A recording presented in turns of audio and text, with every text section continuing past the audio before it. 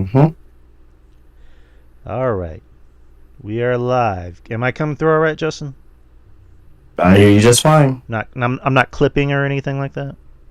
You're just fine. All right, good to hear. All right, people, welcome to the show. It is Wednesday. It is 9:05 p.m. Central Time here in a very hot San Antonio. We got about a month and a half before fall starts, and even if that's the case, fall's not going to start till November. That's just how Texas weather is. But welcome to the experience, people, the DY experience. I am Drew, and with me, as always, Justin from Spinebuster Tees and SpinebusterTees.com. all right, How you doing, man? I'm doing just fine. I had a big lunch. We went to Lynn's. It's a buffet. Never heard of it. Well, there's two of them. There's one by Santikos, Silverado, and then there's another one that's a little bit further down. But yeah, it's a buffet. It's kind of the same prices as Golden Corral, but I guess I prefer Lynn's better because we were in the mood for sushi, and they had more sushi options. Oh, okay. Okay, yeah. So yeah, man, we ate a lot of food. It helped that we drank water to kind of help our appetite, progress. But yeah, man, I'm well fed. I'm pretty good. Can't complain. Yeah, that's pretty much all that's going with me. How about you? How are you doing? Man, I am great. I can't complain either, man. Just, enjoying life, enjoying the shop. Shop is doing awesome right now, so I can't complain about that. And, yeah, man, it's about to be the end of the summer here. I'm over this heat, waiting for it to cool down, so that way I can start wearing some joggers again. So yeah, yeah. Hear you on that, bud. I have a ton of hoodies that are just sitting in a pile waiting to be worn, and yeah, man, just can't wait for that cold weather. Yep. Maybe not that ridiculously north cold weather, but anywhere between like maybe 50s. I'd say 50s is all right for me personally. Yeah. But anywho, let's get this show started. We got a few things to cover. SmackDown, as I mentioned, kind of skipped it, even though I kind of know what happened. For the most part, SmackDown has been very bloodline heavy, as it should be. Absolutely. I know Roman came back to confront Solo. They had a little schmoz, and then as he's grabbing I want to make sure I'm pronouncing right. Ulafa? Yeah, there you go. Okay. Jacob Fatu comes in, still with his boot, and super kicks Roman, and then takes out Roman. So I gotta ask again: Am I coming through okay? You're fine. You're good. All right. I just want the folks on the chat on YouTube and the chat in here on Discord, do us a favor. If Drew starts clipping, please let us know, and we will address that. So. All right, we got that out of the way. And then yeah, the show ends with the Bloodline doing I guess a Shield worthy triple power bomb to Roman. So yeah, Roman's been I guess humanized, so to speak. But for the most part, that was SmackDown. Do you have any quick thoughts about SmackDown before we move on to Raw? It was a fine show. It was good for what it was. I mean, I still like that they are, progressing storylines the way that they are on SmackDown. To me, Raw's better right now, from top to bottom as a show, but SmackDown's doing okay as well. The only thing I did not like from SmackDown was the opening with, Pretty Deadly. I love Pretty Deadly, but, I just didn't think that segment went off well. That felt like a Vince McMahon segment, believe it or not. So, Right. yeah. So outside of that, though, SmackDown was fine.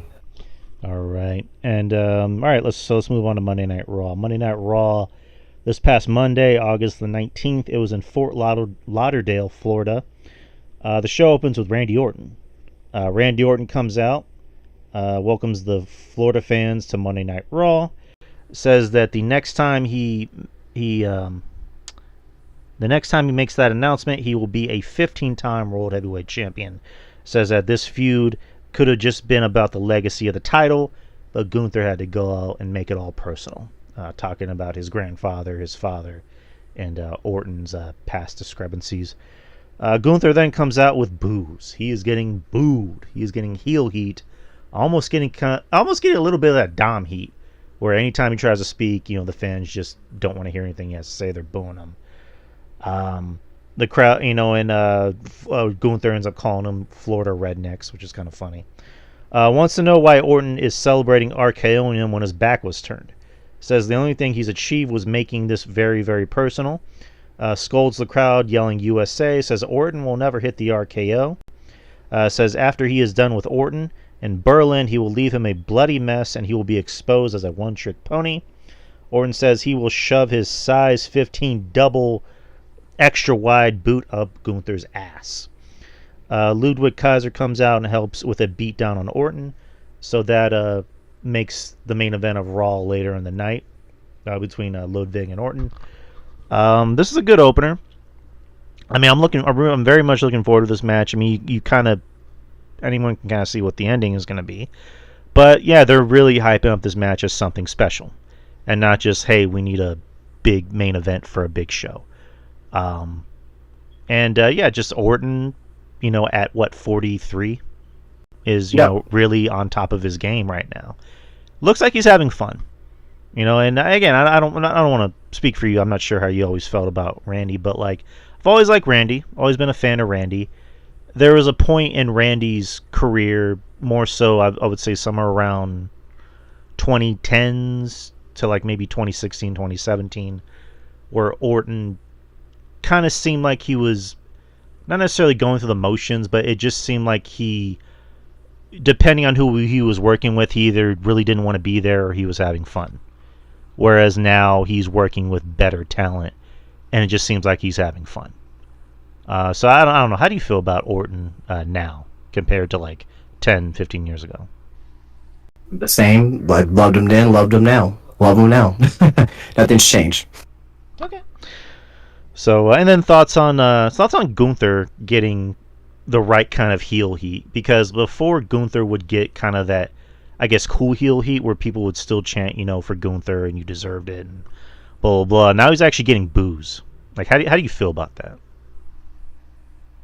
Great. He's a heel. He's supposed to get boos. No, I agree with you. I'm just saying, like, yeah, go ahead. I mean, he's the heel. He's supposed to get boos. I mean, he's doing his job. You know what I mean? I think it just varies from city to city too as well. So there's that. Right. Like he's I put on Twitter, he's the kind of heel that wrestling needs. Like he doesn't care about being cool. He doesn't care about he does care about putting on good matches, but like he's not out here for people's praise. Like he's out here to win. And that's what happened when he won King of the Ring, when the people were chanting "You deserve it." And he's like, I don't need your applause. I don't need your fanfare. Blah blah blah. Right. So I like that, because I can go on and on about this, but like, yeah, just I hate cool heels, and Gunther is cool, but he's not a cool heel. I'll put it that way. You hate cool heels? I don't know. It's just one of those things of just like, heels are supposed to be heels. It drives me. I get you. It drives me crazy. Like, so, well, like, I don't mean to cut you off. So who would you define as a cool heel right now? Right now? Yeah. Braun Breaker? He's a heel. I would say yes. I think eventually he's going to be a face. No, he will be, but he's a heel right now, and people love him. I'm more so talking about, like, and I like the guy, but Adam Cole. Once upon a time, Adam Cole, when he was in NXT with the Undisputed Era, he was kind of the cool heel. He would act like, a jackass and, think he's the best guy, in wrestling, but like he was kind of a cool heel, and he would go on social media and act a little bit babyfacious. Let me rephrase that, because that didn't sound like a word. A little bit of a baby face on social media, like, yeah.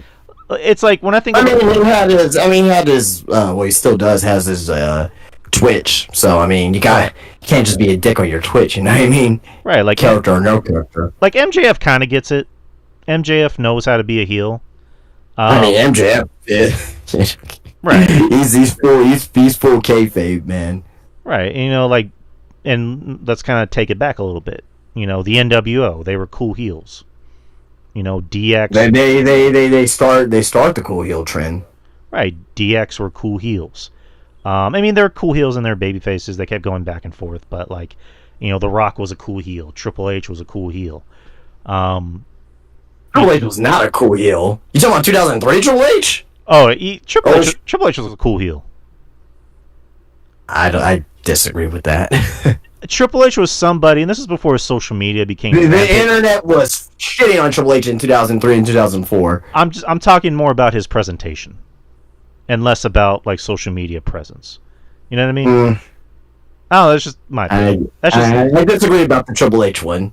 I mean, that's just kind of how I view it, But he was diabolical and like, just like in my opinion, just my opinion. I don't know. Ric Flair was a cool heel, but with them, I think it's more about presentation, as... Well, I mean, you can't compare Ric Flair. Like, I mean, that's his whole persona is to be cool. Like, right. You know what I mean? It's one of those things that are just like, man, I hate that guy, but he's so cool. Like, I want to be the guy wearing... people love Ric Flair in the 80s. I want to be the guy wearing the nice suits, with the hot girls, in the limousine, riding, jet flying, kiss stealing, wheeling dealing, son of a gun. Woo! Like, it's just, I don't know, it's just kind of how it did, But, like, Muhammad Hassan, Iron Sheik weren't cool heels. They were heels. I was gonna say they were not cool. Oh, no. So, okay, so would you say that about 70% of the heels in wrestling are quote-unquote cool? I think it's more of a thing of a lot of them want to be cool. Like a lot of them want to be heels, but they also want to be liked. Okay, so that's my point. Braun Breaker. Right? No. I get what you mean, but like Braun Breaker is more just like this guy's a badass. Pun intended. This guy is almost forced to be a babyface. What would you call Obafemi? Is he a heel or a babyface? He's definitely heel because he's out there acting like he's King Oba, but people love him. He beats everyone's ass and just decimates everyone, and he gets a big pop from the crowd. That makes him a cool heel. Yeah, exactly. Like you're definitely right. You're not wrong. You're not wrong about anything you're saying. Yeah. But like, I don't know. For a guy like Braun Breaker, I just think he's just so dominant and so. I think we don't need to like pay attention to like because you say, I don't like cool heels. It's the fans that's causing that to be them cool heels or heel or cool heels. You know what I mean? So that's just my opinion to that. But And I'll just say one more thing to kind of close out so we can move on. Like yeah, sure. It's like when The Rock came back. I know I'm comparing apples to oranges, but like it's like when The Rock came back and he became a heel, but we still thought he was cool because it's The Rock. Like The Rock is like the definition of cool, But with his most recent return when he became a heel, he was a little bit more menacing compared to like 2003 Hollywood Rock. But yeah, sure. He was still cool because it's The Rock. I'm not gonna boo The Rock. I'm gonna boo some of the things he does. But as far as like anything else goes, I'm like he's cool. Like I wanna be like The Rock, plain and simple. But anywho, let's move on. Next is you had you had Sheamus versus Pete Dunne. This match has been building up for the past month. The story heading into this is Pete Dunne injured Sheamus's hand from the previous week after a backstage segment. So a lot of this match was Pete Dunne working on the hand. This is a pretty good back and forth match. Pete Dunne is somebody that I think has kind of grown on me in the past, I would say, year. I was never the biggest Pete Dunne fan. Now I think I'm starting to like Pete Dunne a little bit. What do you think changed? What do you think changed your mind on that? Because it's going back to the old bruiserweight gimmick that you did in like 2017, 2016. It's kind of like with Sheamus. Kind of the same thing with Sheamus. I know you've always been a big Sheamus fan. I, for the most part, wasn't always the biggest Sheamus fan, but over the past like 4 years, it was just like, something about him is just clicking with me. I can't really explain why, but sure. I think with Pete Dunne, it's just I've always liked him more as a person, especially during the speaking out thing. Like he came out and and supported the victims, and him and Gunther co-signed a lot of that bad behavior. So if you like him as a person, you like him as a wrestler. No. I said before that I liked him as a person, but his wrestling is just like, Oh yeah, that's what I'm saying. Yeah. you know what I mean? So, but yeah, just over the year, when he was in the Brawling Brutes, I just saw a side of him that worked for me personally. So, but yeah, I guess the presentation too. But yeah, this match was very good. Towards the latter end of the match, Pete Dunne put Sheamus's hand in the turnbuckle just to kind of like put more damage on it. Sheamus breaks free, goes for a bro kick, which I thought was pretty fucking cool. As soon as I saw that, I went, oh damn! Sheamus gets the win. So really good match, really good opener. I was kind of expecting Pete Dunne to win. Maybe they can kind of give Pete a rub, but Sheamus needs to get a win every now and then. But what do you think about the match, or what do you think about the match? I mean, It was really good, really good. I thought it was a really good opener, a banger, as they want to say. Sheamus got the win, deservedly so, because you gotta give Sheamus a win every now and then. So I think they'll have another match, and I think Pete Dunne. I think they may do like some type of what are they called, the Donnybrook or whatever. Yeah, they may do something like that and put over Pete Dunne that way. I think that'll be a good idea to do. Yeah. I mean, yeah, you're not wrong. So, Pete Dunne's working double duty. He's got a big thing going on in NXT with Trick, and now he's got this going on with Sheamus. So Triple H does love him some Pete Dunne, I will say. Yep. Next is you had Maxine versus Ivy Nile, revenge from last week. The match didn't really happen. I mean, it happened, but then it got disrupted by the White Six.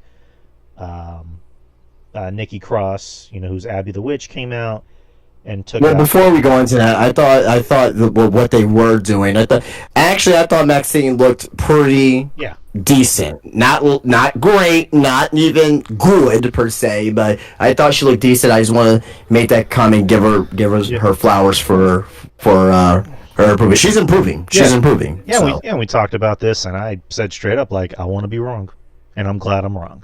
So, I mean, is she Charlotte? No, but she's capable. She's at the level. Really, no one's really Charlotte, but she's in the ring at least. She's at the point where she can put on a match. That's the best thing I could say. She can put on a wrestling match of some sort, decently. But, yeah, the White Six came out, Abby the Witch came out and took out Ivy. And then the rest of the White Six came out. What's up, Maurice? Came out and took out American Made. And then it was announced next week it will be Chad Gable versus Uncle Howdy. So the debut match of Uncle Howdy. Yeah, we got that to look forward to next week. Now we're on to, I guess, the next biggest thing of the night. You had CM Punk. CM Punk coming out with a belt around his neck, comes out with a belt around his neck, talks about the Florida Panthers winning the Stanley Cup, says he has an exciting news, tells a story about being in New York for, what was it, FanFest? Is that what it was called? Yeah, they were in New York for the Fanatics FanFest. WWE was heavily represented, and most of the fans went to go see WWE. Have you seen anything about this event over the weekend by chance? Yes, So it was huge. Like Tom Brady, Tom Brady, Kevin Durant. Like WWE was like fucking spamming social media about it. So, but yeah, that's what it was, and WWE had a big presence there. Yeah, it was pretty cool. Like anyone that's in New York that was in New York, they got to be there. I mean, jealous. I'm jealous over here. Yeah, just like I've seen like a lot of stuff with Rhea Ripley. There was that cute video where Rhea Ripley's there's this little girl she sees that's being blocked by security, and then she kind of moves security the way and hugs her and takes a picture of her. So I thought that was pretty cool. There's that thing about Cody Rhodes that came out where I think like people who signed up for like a certain time ended up getting the time changed, or it was something like that. But I don't think anything. No, basically, long story short, Cody couldn't stay the entire time. He had to leave because he had other obligations. He had to go to a house show, right?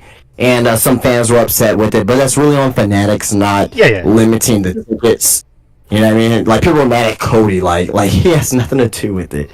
Has nothing to do with that. Yeah, a lot of those Comic-Con things, that's not really on the celebrity, that's on there. That's on PR. And also, the con. So, Right. I mean, Absolutely. they're PR people and also the con, but yeah, man, it looked great. Looked pretty cool. And then there's kind of a cool video where Drew McIntyre is sitting with Big E, and they're just kind of going back and forth. And Big E, was it Drew McIntyre tells Big E, I missed our tag team. Was it ED? And Something like that. Yeah. Big E just goes, "You better stop," like because ED, know what I mean? But I don't know. I miss Big E. I want to see him back. But He's not coming back, man. He's not coming back. it sucks. It does suck because I love. No, I mean, it's just it is what it is. I mean, at least not for a while. We thought that was gonna happen to Edge and Daniel Bryan and Saraya and all these guys ended up coming back. So but I think his is so much far worse than Yeah. than all those other guys. So Yeah. I mean, yeah, you never know. You never know. But I just I think they confirmed that he's not going to be coming back anytime soon, or if ever. well, I mean, he kind of already confirmed it too. He put up some Instagram posts where he said, my neck is pretty much my neck is not what it used to be, but my heart is full, and he revealed that he's dating Michin's sister. So, Well, yeah. No, I'm talking about recently. I'm talking about within the last week. yeah, So yeah. So, but yeah, just again, I love Big E. Hope he does come back. I do like seeing him on commentary though. I like when he does those pre-shows with Punk and JBL and all of them because the pre-shows are they are what they are, but Big E always makes them fun because Big E is a fun personality. So, but anywho, back to CM Punk. He talks about Fan Fest. Talks about meeting a fan who was in a wheelchair that defeated cancer, and says CM Punk was what gave her the strength to keep going. And talks about two other fans who literally said, "I flew all the way here from Taiwan just to see CM Punk." Pulls out a bunch of bracelets that fans made for him, and then goes on to call himself Taylor Swift for men, which I don't know what that means, but hey, CM Punk said it, cool. Addresses McIntyre, says Drew is obsessed with him, says my biggest hater is my biggest fan, calls out Drew for a strap match for Bash at Berlin. He wants the match mainly to whip his bitch and take his bracelet back. Drew comes out, says he's fantasized about the violence he wants to do to Punk, accepts the strap match, but for now wants a receipt for last week, and then shows off his back. Tells Punk to lose the strap. Punk tells Drew that he'll give him the strap for the bracelet. Drew says no, calls Punk a liar and a hypocrite, Punk tells Drew, it's not me that's attached to you, it's you that's attached to me. So, ends that segment. So it's official. What did you think about the segment? I thought it was a great segment. Really good. A lot of people are saying that hey, what's going on with CM Punk right now? And like, for his promos, like guys, like, chill. Who's saying? All right, chill. The people online. Okay. Yeah, people online. Not like WWE haters or anything, but a lot of people are like pointing out, saying that CM Punk's promos have not been that engaging lately. We don't have that angry CM Punk. Well, stop. Calm down, guys. Calm down. We don't need to have that every single week, right? Like, also as well, what more can they say? They said everything they need to be said already. What more can be said at this point? You know what I mean? I do agree that it needs to be more intense, but at the same time as well, like, just saying that the segment was bad because of CM Punk not being intense is not the way to look at it, right? I thought the segment I said great. Let me retract that. I thought it was good. It's setting up the next steps for this strap match, right? There's people complaining about the strap match as well. What? I won't say people, but I have seen one particular post that got a lot of traction on Twitter, saying that strap match, like, that's silly, whatever. And I'm like, have you not seen any of the strap matches in wrestling history? I think I saw Yeah, what you're talking about. Yeah. Yeah, have you not seen it? Strap matches can be very brutal, and if you take it, we had a strap match last year, all out. Ricky and Daniel Bryan. That was a damn good match. Yeah. You know what I mean? Or Bryan Danielson. I'm sorry, but that was a damn good match, and there was color, there was blood. It was a damn good strap match. So this segment was fine. It was good, and it does need to be a little bit more intense. I do agree with that there, but Yeah. just because it was intense does not make it a bad segment at all. So I think we're probably gonna get more intensity because 9 times out of 10, or nine, I guess 9 out of 10, we can kind of guess what their next match is going to be because there's going to be a third one, and it's more than likely going to be at Bad Blood, and dollars to donuts. I think it's going to be a Hell in a Cell.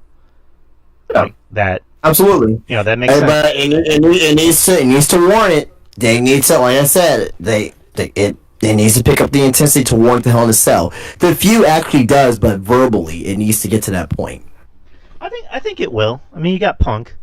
Punk will make sure that happens, and then Drew is at the top of his game right now. Feels more comfortable on the mic, and I can believe. I mean, granted, he's of course he's playing a character, but I believe what he's saying. That's kind of always been the problem with Drew, in my opinion. And I've always liked Drew. Maybe because he's a fellow Drew, even though his name is Matthew, I think. But that's kind of been my biggest problem with Drew for a while, even during like his big run 4 years ago, which was that I didn't believe what he was saying. And now I believe what he's saying because it sounds genuine, even though it's in character. It sounds good for him. So I do agree with you. Yeah, this does need to pick up some intensity if all roads are allegedly leading to Hell in the Cell. Like these two guys do hate each other, but they need to spice it up a little bit, if that makes sense. So, all right. So for the rest of Raw, Raw for the most part was kind of not as good as the past 2 weeks. The past 2 weeks of Raw I thought were better. This wasn't as good, but I mean it was still decent, but it wasn't great. I'll just put it that way. Next. I wholeheartedly disagree. I thought it was better than last week. I won't say by miles, but I thought it was better than last week. Not as good as the one a couple weeks ago, but I thought this was a really good show. They forwarded a lot of storylines. Raw has been so good in comparison to SmackDown. You have a lot of moving elements right now, including the New Day, including what's going on with CM Punk and Drew McIntyre. You're gonna have a tournament for Braun Breaker in the Intercontinental Championship, so that's really good as well. I thought the main event was good. I thought the promo with Orton and Gunther, I thought that was very good as well. All right. I thought Raw was a damn good show this past week, or this past Monday. Oh no, I definitely did enjoy it. It's just, I don't know, personal preference. Like the past 2 weeks, I thought were better. I mean, you're right on one thing, that storylines were progressing, and not just like the bigger ones. Like for example, next one, you had the New Day, the story going on with Xavier Woods. Xavier Woods isn't feeling what's been going on with the New Day, specifically when Odyssey Jones got brought in. There was a backstage segment where Kofi, talks to him and says, "Hey, what's been going on with you? You haven't been like yourself. You don't seem happy." And then Woods is, saying, "I wish you would have talked to me about bringing Odyssey in because it feels like you're trying to replace Big E." And Xavier or Kofi just being like, "That's not the case at all, and I'm sorry that I didn't talk to you about it first, but nobody can replace Big E. I'm bringing in Odyssey to help. And the New Day can use more help." So that sets up the match, later with the New Day and Odyssey Jones versus the Final Testament. The match was what it was. It wasn't anything special or really to write home about. New Day won. But this does still set up what's going on with the New Day and Xavier Woods. Don't really know if I can buy Xavier Woods as a heel, but I don't know. We'll see. We'll see how that works out. Then you had Bronson Reed versus The Miz in a no DQ match. I know before Adam Pearce was trying to tell The Miz, "Hey, listen, you don't have to do this." Miz is like, "I'll be honest, I don't want to do this either. I don't even know why I'm doing this." But Bronson took out R-Truth. He's my friend. So, I gotta have my boys back. And it was a fun no DQ match for what it was. Miz got some offense in with some kendo sticks, but eventually Bronson won. And Bronson tries to go for. What's up? What? Oh, did you say something? No. Oh, I thought you said something. Oh, no. Anywho, Bronson tries to go for 6 tsunamis, then Braun Strowman comes out, and they have a stare down, and it happened. So that was it. Damian Priest versus Dominic Mysterio didn't really. So I will say this. So I don't want to just skip over this. The fact that they're gonna feed Braun Strowman to Bronson Reed, that says a lot. Yeah. That says a lot. Exactly. You know what I mean? Fucking Bronson. I'm finally glad that Bronson Reed is finally getting that, that recognition that he deserves, and because like he left WWE, he went to New Japan, and he was in other indies, right? He beat Okada. He beat Okada in the G1. Like, you just like no one in New Japan just doesn't beat Okada like that. So he beat Okada. Huge deal when that happened too. So the fact that he's finally getting that opportunity is fucking great. Right, like Braun Strowman. This is just my opinion. I know how you're gonna feel about it. He's kind of the new Big Show in a sense, where he's the big guy that's gonna go out there and get a reaction, but he's just out there to put people over, or specifically, the bigger guys. Is that fair to say? Sure. Okay, but no, I do agree. Like I love Bronson Reed. Always been a big fan of his. Liked him in NXT. I kind of thought something special about him when he randomly came out on NXT. Or no, he didn't just randomly come out, but like Karrion Kross took him out on NXT, and then he just randomly came out and called him out. I'm like, oh, this is interesting. So I've always liked him. Would have wanted bigger things for him, but yeah, just. It was a big deal in Japan that he beat Okada. Like, that's a big deal. Like kind of what you just said. So, the fact that he's finally getting that, recognition and, kind of push to superstardom, I'm happy for it. I'm happy for him. But, yeah, Damian Priest versus Dominic Mysterio didn't happen after Judgment Day. And, Judgment Day, Liv Morgan came out and took out both Rhea and Damian. So, kind of figured that was going to happen. I knew they weren't just going to give away Dom and Damian on free TV. So, yeah. So, anywho, Damage Control versus Pure Fusion Collective. I still think that's a stupid-ass name. That's one of the worst faction names of all time. I don't know who approved that. I don't know what that means. I'm pretty sure we're going to find out what that means. But, yeah, it's a bad name. Just, I don't know, shorten it to PFC, at least, or just give it a different name. But... PFC, no, stupid. Or KFC. KFC's delicious. Damage Control versus Pure Fusion Collective versus Alba Fire and Allied Dawn, triple threat for the women's tag team titles. Last week there was a #1 contenders match, which was disrupted by the champs after there was a scuffle outside of the ring. It was an okay match. Actually, I'm not gonna say okay. It was good. It was a good match. I like everybody in this match. I want to see Alba and Isla defend those titles a little more. I mean, lately they have been, so I don't want to sound like I'm being negative. Pure Fusion Collective, aside from the bad name, I like all three of those women. I like Zoe. I like seeing her get more wins. And then Damage Control, I think the world of Io, and I like Kari. So yeah, this is a pretty decent match. A pretty good match. I'll go back to that. But yeah, just the women's tag team champions they retained. So I don't know if you have any thoughts about that. No, it was a very I won't say very good, but I thought the match was very well done. I thought. And now we're on to the main event, which was Randy Orton versus Ludwig Kaiser. Not too much to write home about this match. Not a bad match, fun match I put. Ludwig is someone that I think has a very bright future ahead of him. He has a very unique look, and he has the personality to back it up, and also the talent. And then Randy's Randy. So a lot of this match was kind of predictable, but good predictable. It's it sets up it furthers the storyline with Gunther. Gunther comes out during the match just to kind of support his boy, but also distract Randy. Randy hits an RKO. Again, reason number 500 that I'm glad Raw is going to Netflix is so that way they can have some overlay. It looked like Randy and Gunther were gonna brawl, but then the feed cut off. So That's fine. I didn't want to see it. It's kind of like WCW back in the day. They just cut off directly at 10 o'clock. You got to use your imagination and not, actually see. I think it's better that way, in my opinion. All right, so that was Monday Night Raw.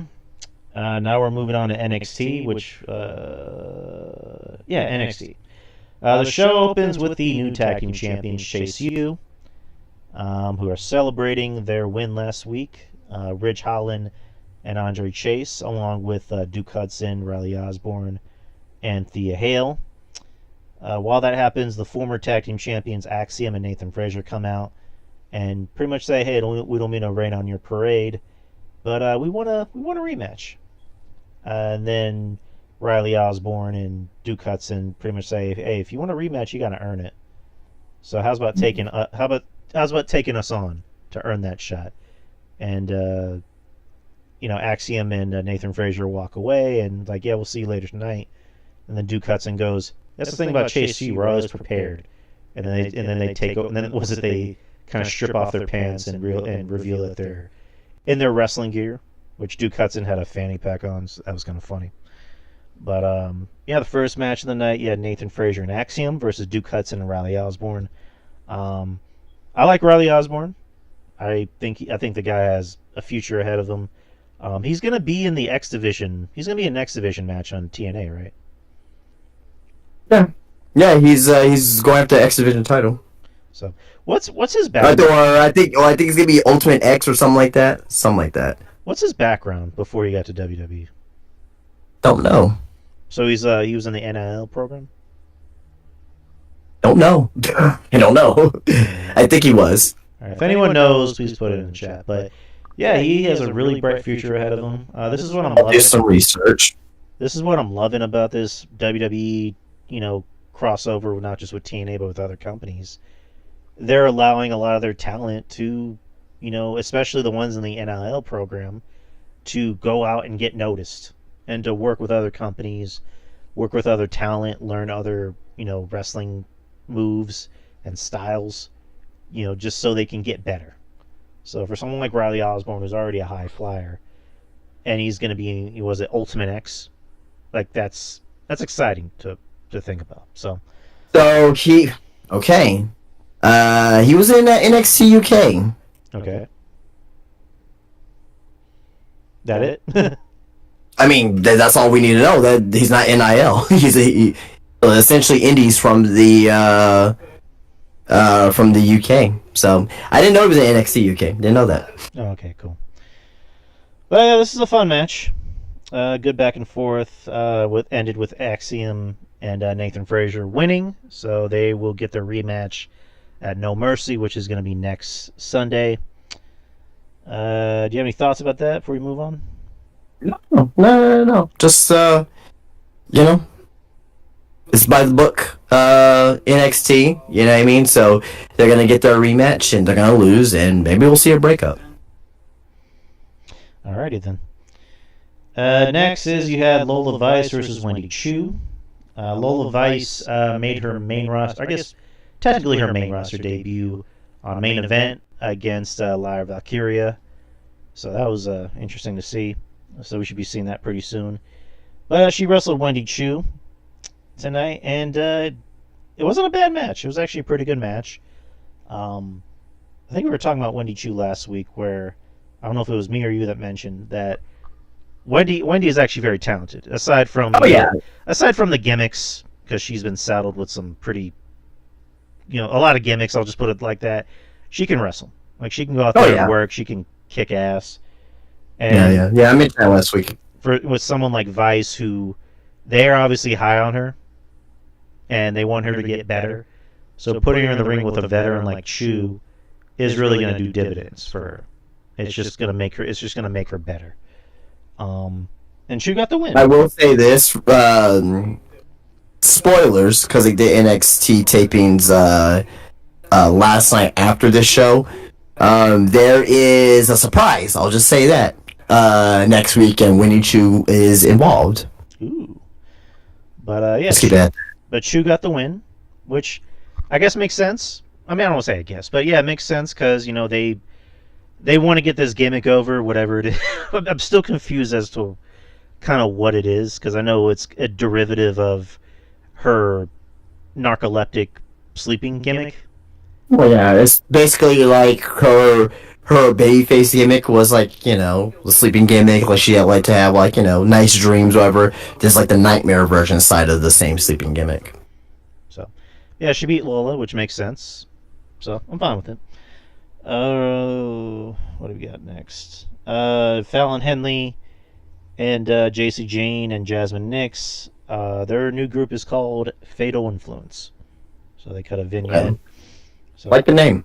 Yeah, it's like 1,000 times better than Pure Fusion Collective. Then you have the number one contender Gauntlet Eliminator to determine who will face Roxanne Perez for her women's title at No Mercy. Who was in the match? She had Ren Sinclair, Sol Ruca, Adriana Rizzo, Brindley Reese, Kendall Gray, and Jesus Christ, Jada Parker. Originally, Carmen Petrovich was supposed to be in the match, but she got taken out before the show by Izzy Dame, I believe, right? You're asking me? I think she was taken out by Izzy Dame. So Yes. But yeah, the NXT parking lot continues to be the most dangerous place in wrestling, bar none. But yeah, this was it was okay. It was kind of you can kind of figure what was going to happen. I was honestly thinking Sol Ruca was going to win, but Jada Parker got the win, which again, I love Jada Parker. I think by the end of the year she's going to be my choice for most improved. My only question is she's a heel and Roxanne's a heel, or if I guess the idea is that you're going to turn Jada face. She's face for this feud. I don't know. Did you think Sol Ruca was going to win?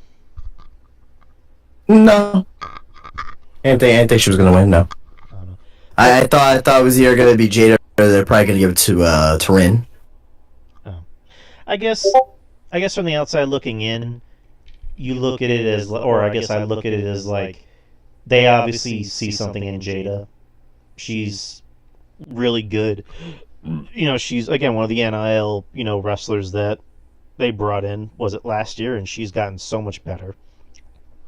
She's getting the in-ring psychology down, and she obviously has personality. So she looks like she's comfortable out there. So I guess the idea of it is that Roxanne is a heel. She's so much of a heel that even the other heels don't like her. So, but yeah, Luke Gallows next. Luke Gallows and Carl Anderson versus Hank Walker and Tank Ledger. Not a bad match. Okay match. Hank and Tank got the win. So good for them. Good for them. I like those guys. They make me laugh.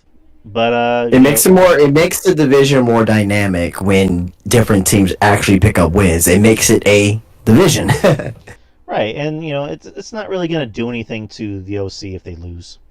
Like, this is just helping out the future of the company. So, all right, next is you had you had No Quarter Catch Crew come out to talk about their win from last week. Obafemi comes out as the champion, and then interacts with Tony D'Angelo. After the past few weeks when Obafemi's been interrupting Tony D'Angelo, and Tony D'Angelo did the same to him, and then they get into a schmoz with Tony D'Angelo. Was it giving him a spine buster? So, so now we got that match next for NXT No Mercy. How do you feel about Tony D'Angelo giving a spine buster to Oba? Yeah. Good. You gotta give Tony D something before he gets fed to Oba. I mean, yeah, you're not wrong. I mean, I guess for Tony D'Angelo, it's believable for him because he's not exactly a small guy. Like he's kind of a big, thick guy, so it makes sense for him to do it. So I'm fine with it. Don't hate it. Shanti the Adonis versus Dion Lennox. Last week, their feud started after Shanti was getting mad that Dion was pulling all the ladies because he was reading, and then asked him, what are you reading? It ends with us, and he goes, oh, well, next week is going to end with us. So there we go. Adonis got the win, so it was what it was with that. And now we move on to the main event, number one contender match for the NXT Championship, determine who's going to face Ethan Page at No Mercy. You have Pete Dunne, Wesley, and Joe Hendry. This is a nice match. His name and he appears. I believe in Joe Hendry. Yeah, Joe Hendry's obviously. You can kind of put two and two together and realize who's going to win this match. Still a good match. Still a very good match. They did some good storytelling in this match, where Ethan Page comes out as a special guest commentator, and it's just basically talking shit on social media, telling Joe Hendry that he's an outsider, he doesn't belong here. I like the fact towards the end where Joe Hendry goes for the pin, and Ethan Page pulls out the referee, and even blocks an extra referee from entering the ring. Telling the referee, you better not go in there if you know what's good for you. And then Trick Williams comes out and takes out Pete Dunne and throws the referee back in the ring. Joe Hendry gets the win. Oh, there's a nice spot with Joe Hendry where he choke slams Wesley on the table. So I thought that was pretty cool. And then Wesley just selling it, acting like he's he's seizing or whatever. But yeah, Joe Hendry gets the win. And he'll go on to face Ethan Page at No Mercy, which is going to be next Sunday, which we'll be covering, by the way. I think Jeff Lippman will be joining us for that one as well. But yeah, NXT No Mercy, the card's looking pretty good so far. Yeah, that's about it. That was NXT. Do you have any thoughts about that main event? No, very good main event. Joe Hendry pick up the win is the right thing, and I really think that I don't think that this main event for No Mercy is as obvious. I think there is a chance, possibly. Not saying that it is. I'm not predicting it as of yet. We'll talk about it next week. We'll see what happens next week. But Joe Hendry may win the NXT Championship. That's a possibility.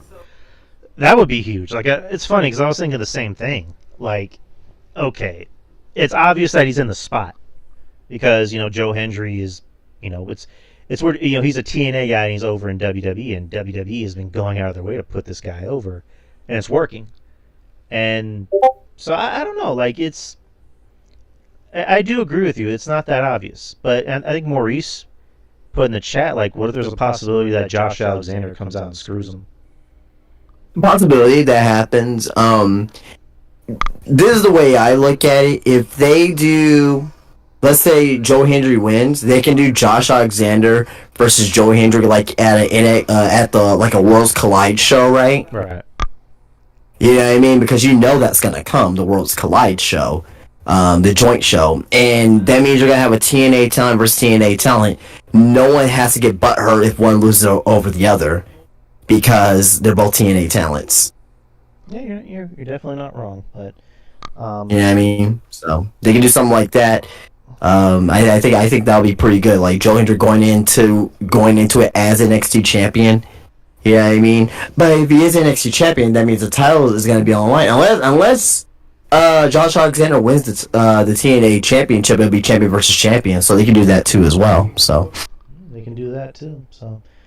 Yeah, next weekend is going to be a pretty good weekend for it's going to be a pretty WWE heavy weekend. Dude, so next weekend, or like from this weekend all the way to next weekend. So this Sunday is All In. Mm-hmm. Friday is TNA Emergence. Then you got. I'm sorry. This Friday is TNA. On the 30th. Okay, next Friday. Okay. No, the following Friday. Then you got NJPW Capital Collision. So that's going to be here in the United States. Then you got Bash in Berlin. Then you got No Mercy. So if you're a wrestling fan, there's a ton of wrestling out there for you starting this Sunday from pretty much from all companies, all major companies. So yeah, definitely check it out. Yeah, it should be fun. I do want to check out that TNA show next Friday. But, TNA, New Japan, like just a lot of great stuff, man. A lot of great stuff coming. So speaking of stuff coming, this Sunday is AEW All In 2024. Well, before that, I didn't watch AEW tonight. Reason being is because of it was spoilers, and I just saw the spoilers. Oh, okay, whatever, But from people online and the reaction, they're saying it was a really good show. They say it was a really good go home show tonight. So that's encouraging to hear. I'll just go over the quick results, and we'll move on to the pay-per-view predictions for All In this Sunday. Michael Oku, we talked about last week, or I did at least, that he will. It seems like he is going to be signed with AEW, and he made his debut tonight in a dark match along with Amira. He beat Serpentico. Chris Jericho defeated Tommy Billington tonight. Mercedes and Britt Baker apparently had a pretty good promo going into All In for they had a contract signing. Toni Storm defeated Saraya to retain the AEW Women's Championship. MJF and Will Ospreay had a great face off. Some people, even some of the WWE stands are saying that this is possibly up there for a segment of the year. So that's something I'll probably have to go back and watch then, if that's coming from on the WWE side of things. So WWE fan side of things. There's an interview backstage with Hangman. Whatever. It doesn't really look like there was much of anything. But Okada versus Claudio, and they fought to a 20-minute time draw, 20-minute time limit draw. Wow. So it looks like they're gonna have another rematch at All In, which is good because you can't keep Okada off that fucking show. FTR and Darby Allin defeated the Young Bucks and Jack Perry. Speaking of, I don't know if we probably didn't, but because I know you feel about Jack Perry, but did you happen to see Jack Perry's new design of the TNT title? I did not. Yeah, it's basically all black with blood splatter, and he actually paint, whatever. But he actually did it. He actually did it himself. He did like a video showing him actually forging it. I was like, oh shit. So looks pretty cool. I like it. But anyway, so this is one of the biggest things, and we know that Will Ospreay is not using the Tiger Driver because of what he did to Bryan Danielson earlier this year, and he was like, I'm going to retire the Tiger Driver. So basically, Renee Paquette was interviewing Will Ospreay. He got bloody during the MJF Raw, and Danielson comes up to him during the interview and he says, "Do it." So there you go. So he's basically saying that, hey, do the Tiger Driver. So we're gonna see the Tiger Driver on Sunday. So great bit of storytelling there with that, I thought. Then at the very end we had the altercation, the last face off between Danielson and Swerve. Nigel McGuinness was there. He called I saw this right before we got on. He called Danielson the breakneck kid.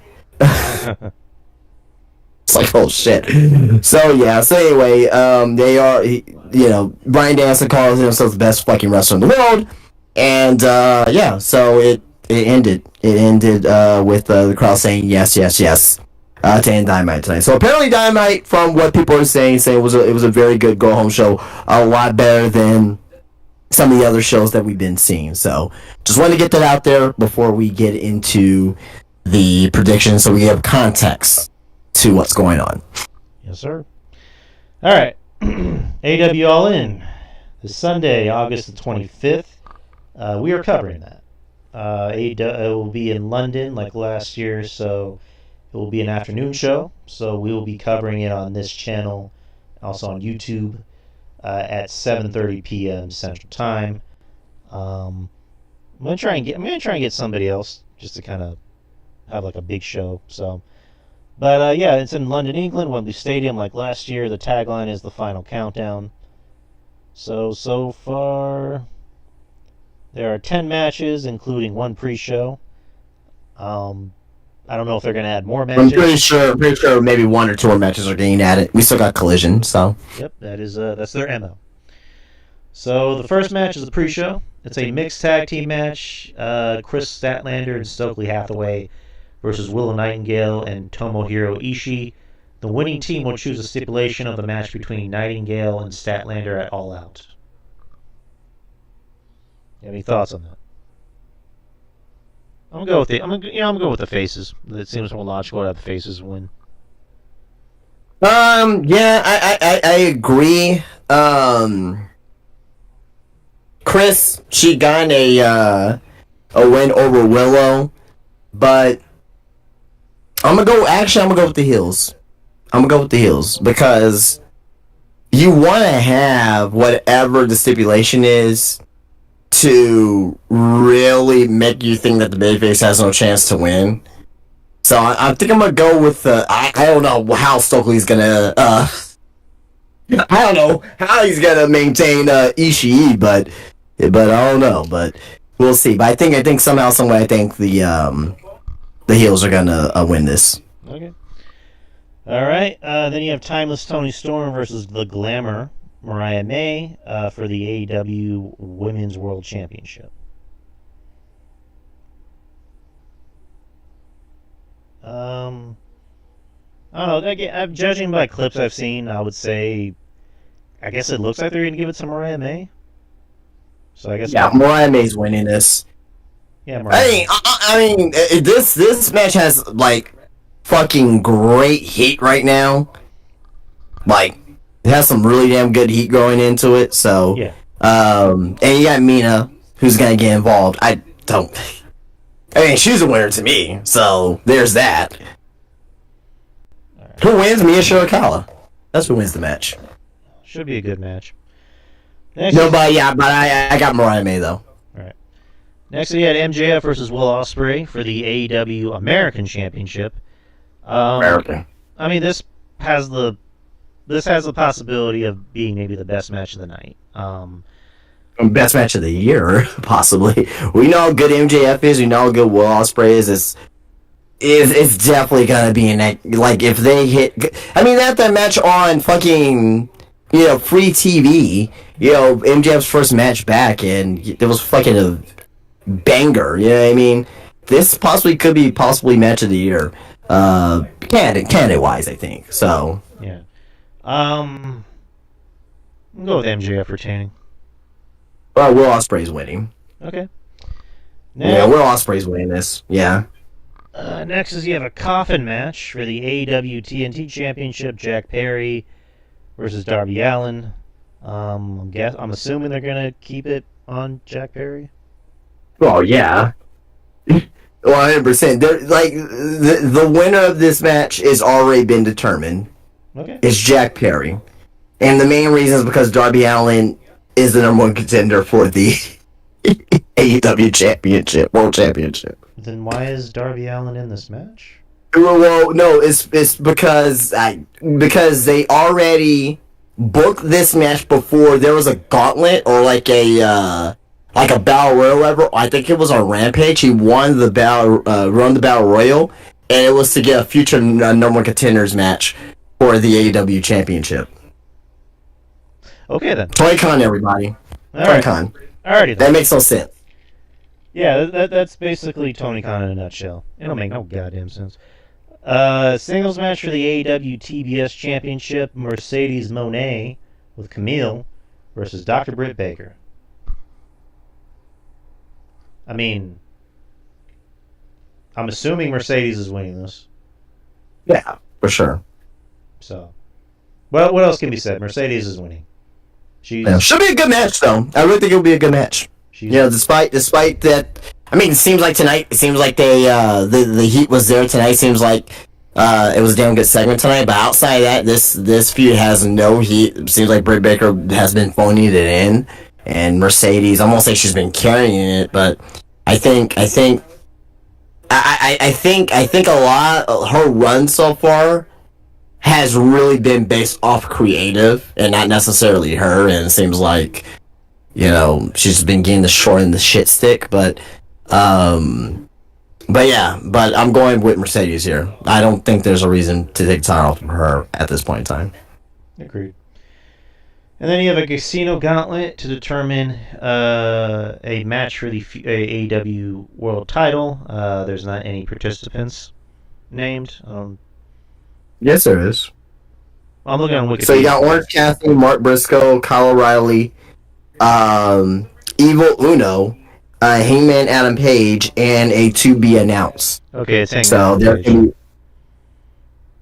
oh yeah, Hangman. Hangman's winning. Right. Yeah.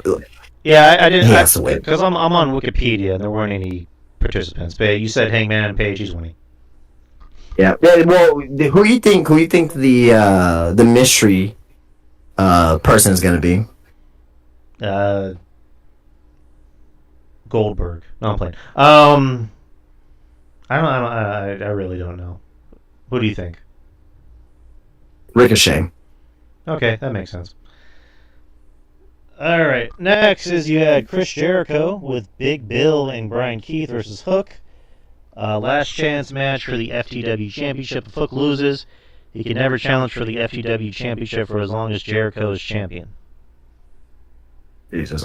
I love Hook. I love Hook. I think he is. I think he has a future, but I don't give a fuck about it. This is the only match I really don't give a fuck about. I don't care. But for prediction-wise, I'm just going to go with Hook. I would like to think Jericho will put him over, but fuck, we'll see. I mean, Jericho did pull Ospreay last year, but this does not help Hook whatsoever winning this title back. I actually hope Hook loses, so that way he's not just cornered with this fucking belt. Just get rid of the belt. Like, this belt doesn't even fucking matter. Right. I think Taz may get involved, though. That would be pretty cool. If Taz gets involved and puts Taz mission on Big Bill, I will pop for that. I will, honestly, I swear to God, I'll pop for that. Hook needs to just leave this company in general, and when his contract goes up, just go to WWE. I think the best thing for Hook is just not even win this title. Just Jericho is Jericho. I mean, he put over Ospreay last year because it's Ospreay. I mean, because, come on. Hook. I do like Hook, too. I've come around to Hook, but it's just Hook is... Compared to Ospreay, it's, apples, oranges. So... Yeah, for sure. Yeah. Hook's so young, man, so... Yeah, Jericho's winning. Alright. 3-way tag team match for the AEW World Tag Team Championships. The Young Bucks versus FTR versus the Acclaimed.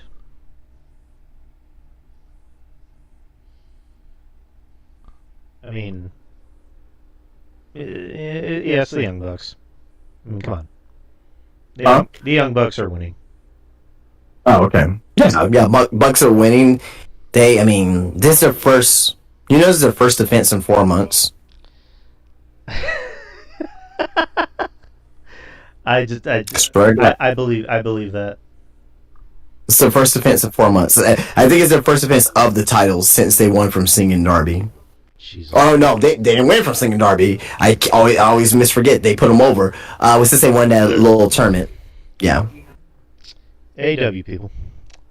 So. But whatever. I think it will be a great match though. I just don't care. I don't care about it. But I think in ring wise, I don't think it's gonna be like a boring match or a bad match. Like all six of these guys can go. You know, I just don't give a fuck about it. Like everything that, like the Young Bucks, right? Like since they, fucking power driven Tony Khan, and start this whole new elite thing. It's been very, very fucking lackluster, man. Very lackluster. Okada's been good in his role, but like really, like has Okada really been like? Is it really like? How should I say? Is this really the version of Okada that you want to see? Maybe not. I mean, but I just want to see the Rainmaker, man. But I get it. He can't just be the Rainmaker in AEW because the fans are gonna call him Borno. He's a born Japanese guy. He has good matches, all that, whatever. And Jack Perry, I'm gonna be in the minority with this. I don't give a fuck. But I call it like it is, and I just tell it like it is. I think that Jack Perry has improved. Okay. Has improved as a character. In ring's been about the same. Nothing great there, but like as a character, I think he's improved. Now, by all means, he's not fucking MJF or Roman or Cody like that. But I think from the time that we had Jack Perry, before the whole Cry Me a River shit, we was Jungle Boy, the whole boring Jungle Boy shit, to now, I think he's improved. I will admit that. Okay. Next is you got a four-way London ladder match for the AEW World Trios Championship. The Patriarchy, Christian, Killswitch, and Nick Wayne versus Bang Bang Gang, Juice Robinson, Austin Gunn, and Colton Gunn. House of Black, Malachi Black, Brody King, and Buddy Matthews versus Pac and Blackpool Combat Club. Claudio Castagnoli and Wheeler Yuta. And apparently. I guess they're gonna try to keep it a secret, but it has to be Moxley, right? Patriarchy. Yeah, Patriarchy's winning this shit. I mean, yeah. They're one of the few, I guess, more consistent acts in AEW. I mean, Christian's entertaining. This is the most to me. I think this is the most entertaining he's been in a long time. I liked his TNA stuff with AJ Styles and Tomko, but yeah, Patriarchy's winning. That's what you kind of brought that up. Like, I'm surprised Moxley hasn't been on this card yet. He will be, but he was just taking some time off. He hasn't been on TV for a while. He was supposed to get that vacation a long time ago. Remember? until the Elite and CM Punk fucked that up, and finally get his vacation. Finally. So, but yeah, he'll be back. Like you can't have this show without Mox. Like you just can't. Right. And now we're on to the main event: Swerve Strickland versus Bryan Danielson in a title versus career match for the AEW World Championship.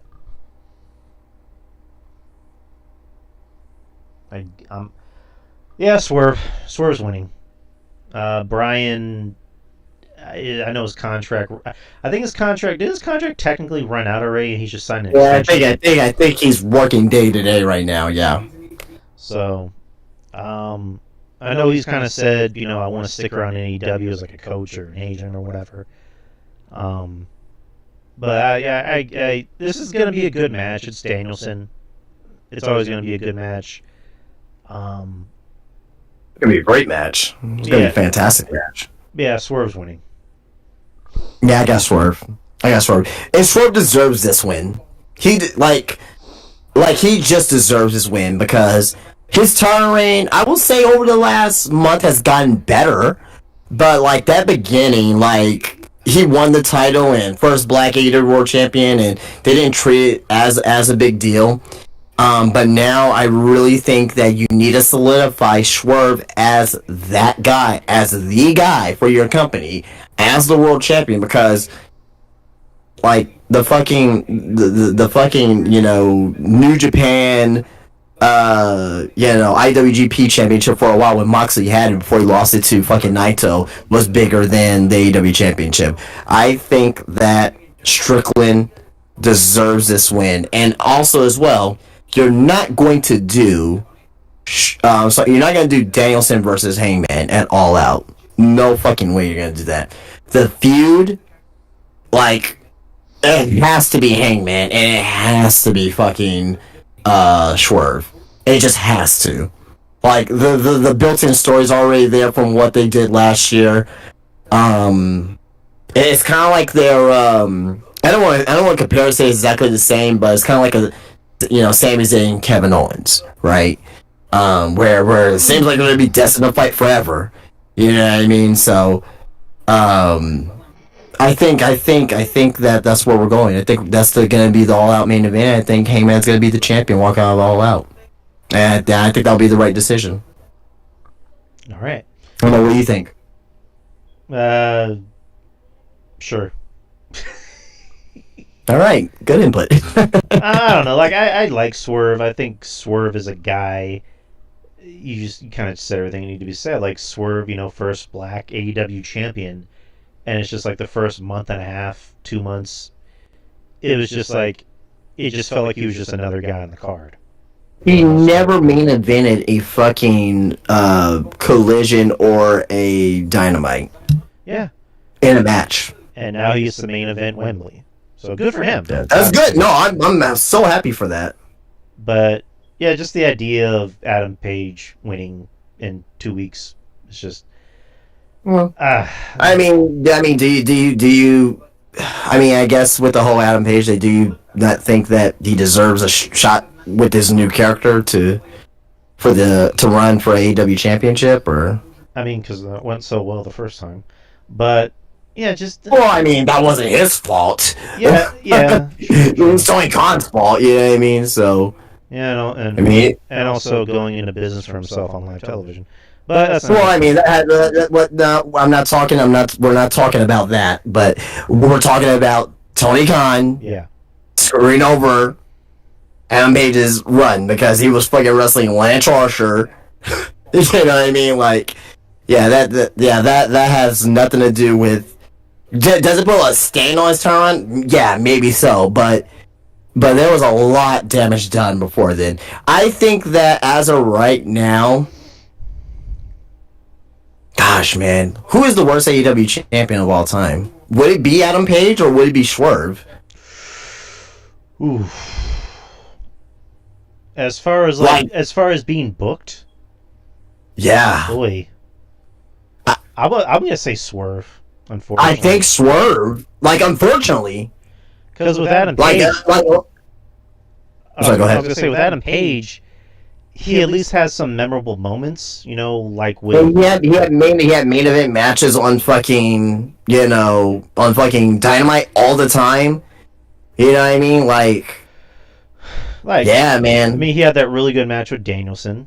When he absolutely won the title. Then he had the feud with Punk, which, he had that memorable promo for better or worse, which might have been maybe the downfall of the company in some aspects, but neither here nor there.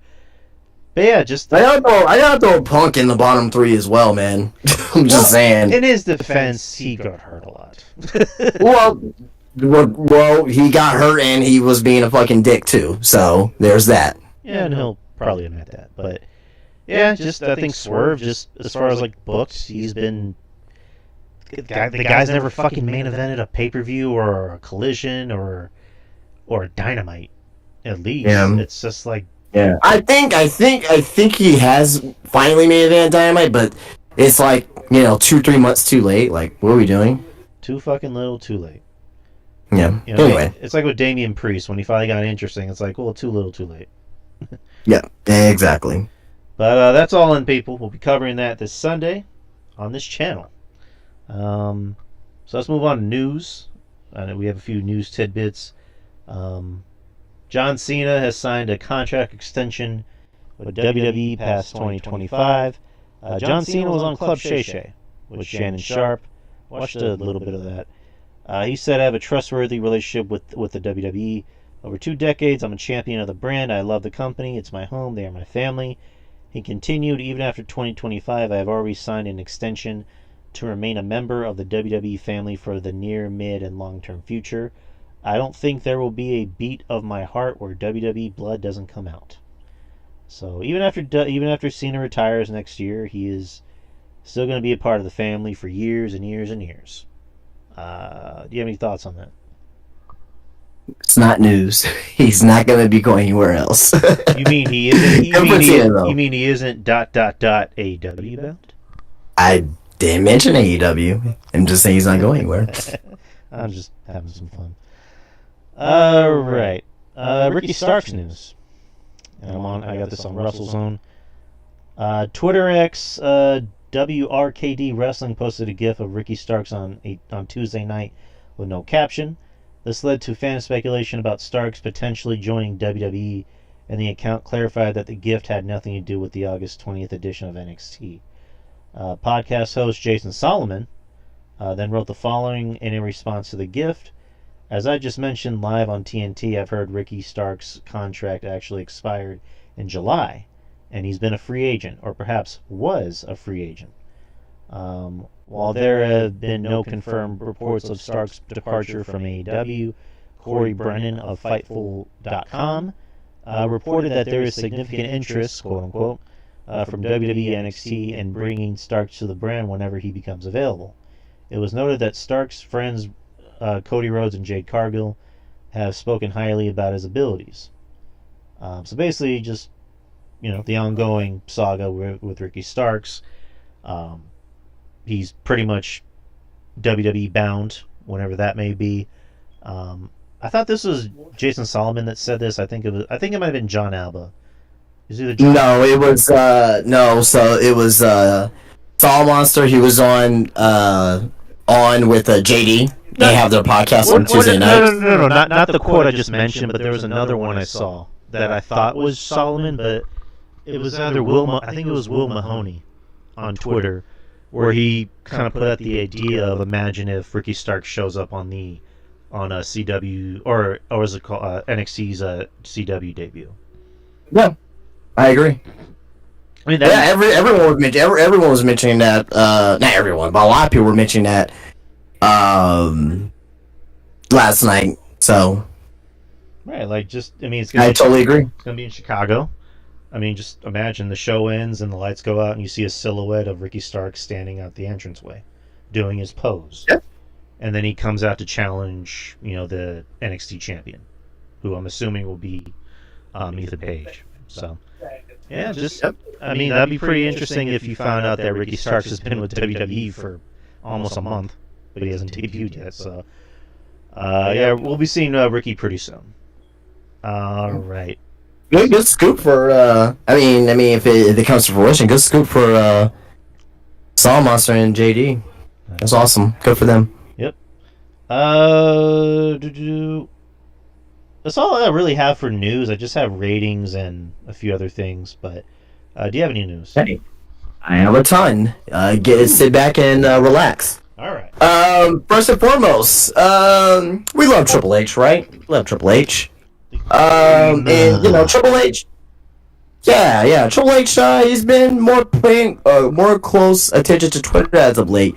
This comes from PW Insider that there are many times where Triple H is scrolling through Twitter from the gorilla position at broadcast and paying very close attention to what the audience is doing and reacting to as the shows are going on the air. That's again coming from PW Insider. So. You can tell by what the product is doing right now, and everything, how it's going down, and how the fan responses is. You can tell that's being influenced on WWE TV. See that Triple H is actually taking the fans' opinion seriously. Obviously, he's not going to take everyone's opinion, right? Because they can just say anything ridiculous shit. Oh, God, make Cody Rhodes' job or he sucks. Like, he's not going to listen to those, right? But he will listen to, if something's like, oh, man, Street Trash. Because I believe that, the Judgment Day was supposed to be called Street Trash, changed their name. It was an idea that was presented by Finn Balor. And I think that they're not going to be called Street Trash anymore. Because of the online reception, and I think Triple H saw that, and he's probably like, you know what, this is probably not a good idea. So, I think that's a very good thing that Triple H is, is one of many people in WWE that's taking, our opinions, our constructive feedback seriously. What do you think about that? I agree. I mean, Triple H and Shawn Michaels. I would say Triple H is a little bit more hands-on compared to someone like Vince, who was very much like, we're gonna do it my way, and who cares? You know what I mean? Like, even towards the latter, end of his run, when, like, for example, when he chose Baron Corbin as, Kurt Angle's last opponent, everybody booed that shit, and apparently Vince was like, fuck it, I don't care. Like, that's who I'm choosing. Deal with it. Triple H is going to make better decisions for the story. Now, granted, kind of like how you just said, he's going to listen to more sane and rational requests, and not just like, Cody Rhodes is boring, fuck him, blah, blah, blah. Like, he's going to listen to more things of like, hey, push this guy. Push, Zoe. Push, Andrade. Like Andrade, for the most part, when he came back, wasn't really being used a lot, and when he was, it was like, on speed and, dark matches or whatever. Now he's in a feud with Carmelo Hayes. Now he's actually getting a story. And, he's making everybody on the roster feel special. And not just like the top guys or people that are being groomed as the top guys. Like, he's actually giving people depth and making them interesting to not just the fans, but casual viewers. So, I believe that Triple H is keeping his eye on social media and seeing what works. But granted, he can't please everybody. Like, for people that are like, "Oh, Def Rebel sucks," he can't just fire Def Rebel because I'm pretty positive they have a contract, so you can't just like let him go. So, but yeah, that's my thoughts on that. All right, cool. Moving on. Talk about AEW. We're going back to AEW here. So we have All In this Sunday, and announced last week that AEW is gonna bring All In to the great state of Texas, the greatest state in the world, and we're gonna have All In 2025 at Globe Life Field, home of the World Series champions, Texas Rangers, not those fucking cocksucking Houston Astros cheating sons of bitches. Oh, God. Yeah, so they're gonna be here July 25th. I was like, July 25th. July 12th, 2025. So they're moving All In a month earlier too, as well. So that's another thing too. And also, AEW President Tony Khan revealed that AEW will be returning to London in 2026. So All In coming to Texas, Dallas. That's awesome. I really think that's going to be very well, bringing it domestically for their biggest show of the year, bringing it to Texas in a smaller venue. They can fit probably up to 50,000 people there in the stadium. It's going to look great on TV. I think this is a tremendous move for Tony Khan and crew with AEW. So, what are your thoughts? That's pretty cool. I mean, it's Texas.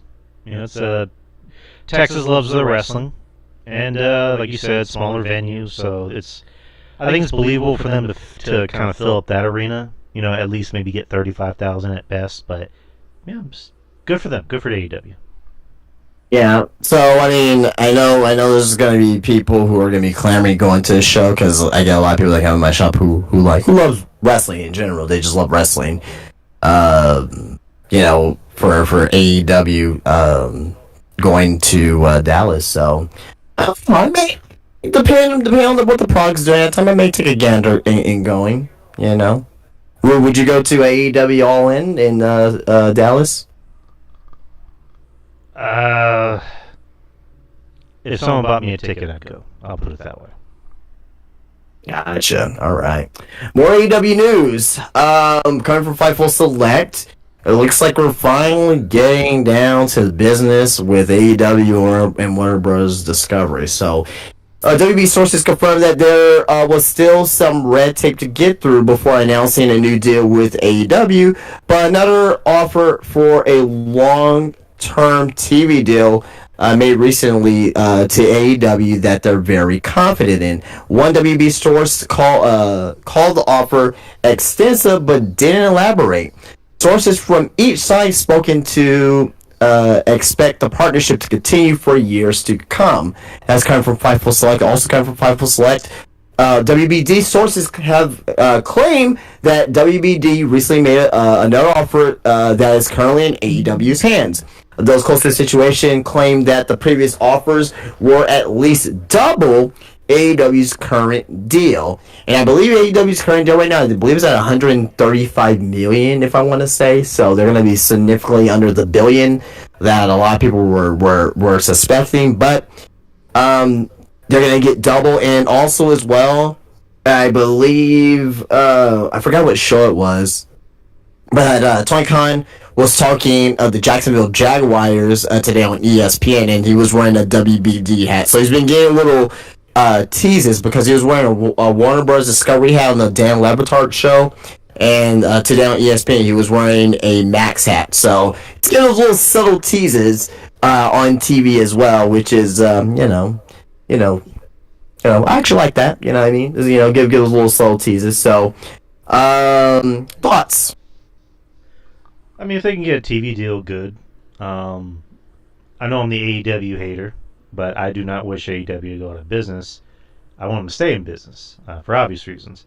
I mean, in all actuality, I probably prefer for them to be sold to somebody that knows what to do with them. But if they can kind of pull off this deal, and possibly maybe even get a Max deal where you get to watch Dynamite live on Max or even the pay-per-views, I think that's a solid deal. I think that does really help them in great dividends. So, if this is true, good for them. Cool. Moving on. Julia had her last match in Japan. She wrestled her final match for Marty Gold this past weekend, and her journey begins with NXT after August 25th. So, is it a possibility that we'll see Julia next week at No Mercy? It's a direct possibility. So, Yep. So we'll see with that. But what do you think? Oh yeah, like kind of what you just said. You said after the 25th she'll be in NXT. I think she's gonna show up at No Mercy. Roxanne's gonna, we're gonna do predictions next week for both shows, but Roxanne's winning against Jada. Should be a good match, but Roxanne's winning. And then at the end of the match, Julia's going to come out. Absolutely. Or you can do something unique where Julia comes out on Tuesday just to kind of spice things up, where Roxanne's like, what's she doing here? But more than likely, they're going to do the ladder. I would not have her come out on Tuesday because for the people who just want to see Julia, it doesn't give them a reason to watch the pay-per-view. I would actually just have her just debut on the pay-per-view itself. I think that'll be way better received. Right. Social media clips will go crazy with that for sure. Right. That's what I was saying. They're going to do the ladder of her just coming out at the end of the match and doing a stare down with Roxanne. Roxanne's like shitting her pants essentially. But yeah, can't wait to see that. Can't wait to see Stephanie McCurry come out. Whenever she does come out, want to see There's that. gonna be a lot of NXT is. It's getting very close to getting back to that black and gold type of feeling. Right, it's getting there. It's almost an embarrassment of riches as far as the women's division goes. And also another girl, Delta. Whenever she does come in. So, anywho, that's my thoughts. Absolutely. All right, moving on. Ray Phoenix got a Ray Phoenix update. There is concern now because AEW has the right to extend Ray Phoenix's contract for another year due to time off due to injuries. That's coming from the Wrestling Observer newsletter.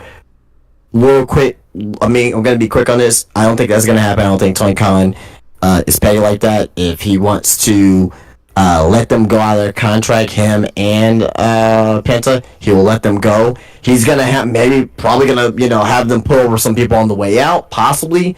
But I think that they would. I think Tony Khan is not petty like that to keep someone like that. So, but what are your quick thoughts about Ray Phoenix and possibly getting his contract extended due to injuries? Yeah, I don't think Tony should extend it. Like if you know they want to leave and you have no plans for them, just let their contract run out, let them leave, and just go wherever it is they want to go. Which, from what it looks like, WWE. So that's my thoughts. All right. Speaking of AEW, back on the AEW train here, coming from the Wrestling Observer newsletter, the AEW locker room in some instances is better. It seems most get along and most like Tony Khan, but there is concern about attendance and popularity that wasn't there in the past. That's coming from Dave Meltzer and the Wrestling Observer newsletter. I think Dave hit the nail on the head on that.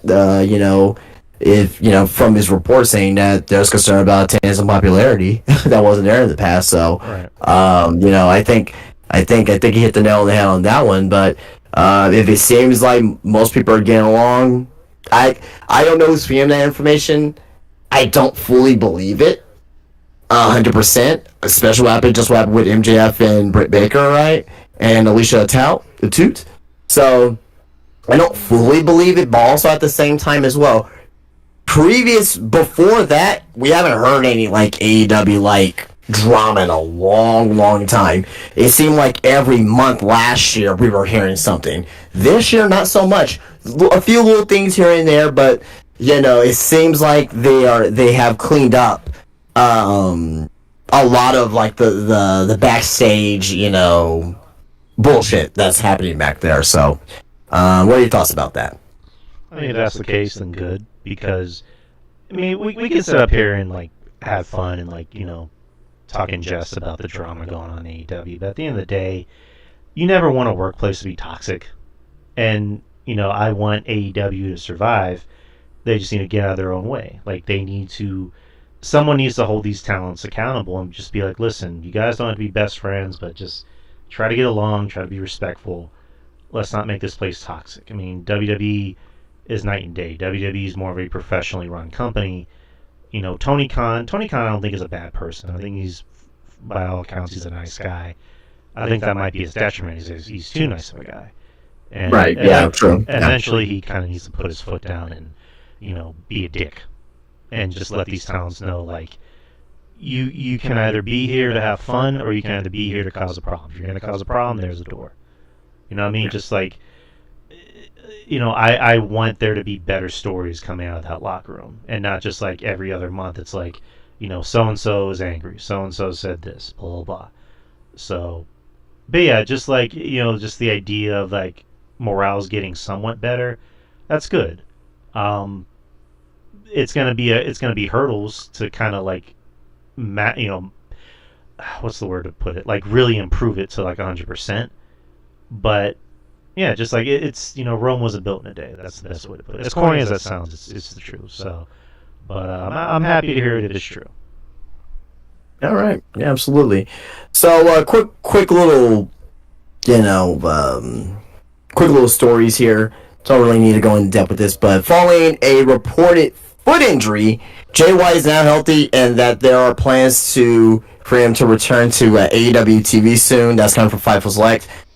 Jay White needs to be a main eventer. He needs to be in that main event caliber.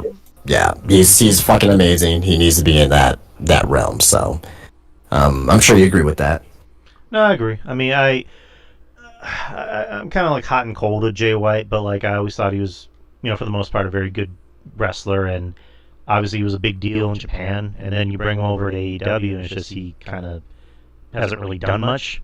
So once you he had that one feud with MJF, great promos back and forth, but outside of that, nothing. Yeah, like when you bring him back, you need to do something big with him. Like you can't just have him be like, "Hey, I'm gonna wrestle Wheeler Yuta." Like no, he needs to be in something more prominent with prominent talent on the roster. So, all right, that's my thoughts. This is coming from Viper Reports and hashtag PWN on Twitter. Charlotte Flair's current return timetable will have her back and ready to go around November. So I'll be around possibly Survivor Series time. So Charlotte will definitely be on SmackDown. There's no reason why she will not be, right? Because Andrade's there. But are you ready to see Charlotte return back?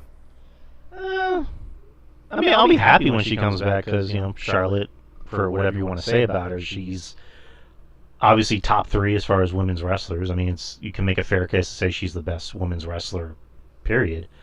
Yeah. It's kind of weird because, like, she's she's not here all the time. Like, she's either injured or she's out doing something. But yeah, just like I think the women's division does kind of need Charlotte right now. I mean, Bayley, as much as I love Bayley, Bayley is not. She's not it. As far as like top women's wrestlers. All the focus is on Nia as the champion and Tiffany. As far as the SmackDown yes, needs it. SmackDown, yeah, SmackDown. As far as the SmackDown women's division, yeah, SmackDown does need Charlotte back. I mean, we already know what the storyline is going to be when she comes back. Oh, yeah, she's going after Nia. No doubt. Yeah, because I'm the queen. No, I'm the queen. No, I'm the queen. No, I'm the queen. Yeah, that's what it's going to be, so. And then it's going to culminate in her maybe winning the title, and then Tiffany's going to cash in. That's definitely a possibility, for sure. And then you're going to lead to a Tiffany and Charlotte feud that I'm assuming Mania, which Tiffany should win that match, but it's Charlotte, so she fucking squash Asuka. Oy vey. That's still one of the worst creative decisions in WrestleMania history, I think. And then the match ends with Asuka just gleefully shaking her hand. You were ready for Asuka. That killed Asuka's whole aura for years. Oh, yeah. For years. And then John Cena just runs to the back because he heard that Undertaker was there. So it's just like, yeah. Anywho, that's my thoughts. All right. Well, next here, we talked about Julia. Now let's talk about Stephanie Vakir. As soon as Stephanie Vakir's work visa is worked out, she'll be making her way to the United States. That's coming from PW Insider. So, she's working on it. That's why we have not seen her yet on NXT. Okay. Working on her visa. Possibly if they work on her visa too, she may debut at fucking No Mercy as well. So that's a possibility. We'll see. Any quick thoughts about that before we move on? Yeah, cool. I didn't know she had work visa problems because she was at the AEW show and she was at the Madison Square Garden? Was it Madison Square Garden or Mexico? She was at. They were in Mexico. Okay. I guess it makes sense because was it a work visa? Or it's like a temporary work visa? Okay. So I guess that makes sense. So good for her. Yep. Hope to see her soon. Sad news that happened last Friday. The Anoa'i family confirmed that WWE Hall of Famer and one half of the legendary Wild Samoans, Alpha Anoa'i, passed away. This is basically a couple of weeks after Sika passed away. So, I don't know. I don't know if he if his heart was because usually sometimes you see these stories where a married couple. They're married for 50 years, right? The husband dies or the wife dies, and maybe a few days later or a week later, the other one dies. So I don't know if it was one of those situations where it was he lost his family. You know what I mean? He lost his ooze, and he ended up passing away due to that. So not too sure. Not too sure on if that was the case there. But prayers, condolences to the family. Tough time for the family right now. Personally, you're losing, some of your older family members. I'm pretty sure that was really integral to the family, keeping the family together. So prayers, condolences to the Anoa'i family. Yeah, it was rough for Roman. I mean, again, for the family, obviously, but for Roman, he just lost his dad. And then on the same day he loses his uncle. That's when he's on SmackDown. So just obviously prayers to the family. They had that wonderful video. Yeah, so actually came out and did a tribute to Alpha 2 last Friday after the show ended. Yes, I did see that. They had that nice video package, and just a lot of wrestlers currently in WWE, we're obviously touched on. I know Jacy Jane, she talked about training with Alpha. And, oh yeah, absolutely. Yeah. Batista obviously was trained by, I think, both Alpha and Seeker, or just Alpha. I believe Alpha, and Alpha was the one. Alpha's the one that stuck around in WWF. The Head Shrinkers he was managed by Alpha. You know what I mean? So Yeah, so he stuck around. He came back rather, not stuck around, but he came back during the mid '90s too. So there's that. Right. Yeah, just he obviously touched a lot of lives. And I think Dijak even had a nice little Twitter post about him. And off his wife, just commended WWE for the package about him. And yeah, the Anoa'i family, that's just such a big wrestling family. Oh yeah.